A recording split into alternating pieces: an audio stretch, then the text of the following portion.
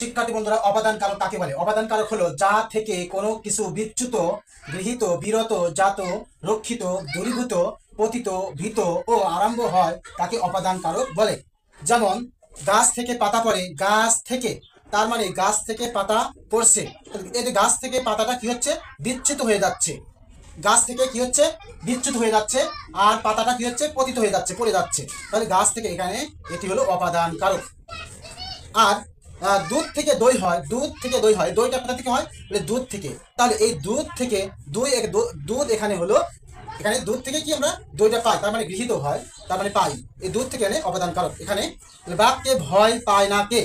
বাঘকে ভয়, তাহলে বাঘকে, বাঘ একটা ভয়, বাঘ মানে ভয়, তাহলে বাঘ থেকে কিন্তু ভয় পাওয়া যায়। তাহলে এখানে বাঘটাই হচ্ছে এখানে কি ভয়ের কারণ যেহেতু, তার মানে এটি হলো ভীত, অর্থাৎ এটি অবদান কারক। তিলে তৈল হয়, তার মানে তিল থেকে তো তৈল হয়, তিল থেকে তৈল পাওয়া যায়। তাহলে তিলের মধ্যে কি আছে, তৈল আছে, তিল থেকে তৈল হয়, তার মানে এটা গৃহীত হচ্ছে, মানে তিল থেকে তৈল পাওয়া যাচ্ছে, তাহলে এটি অবদান কারক।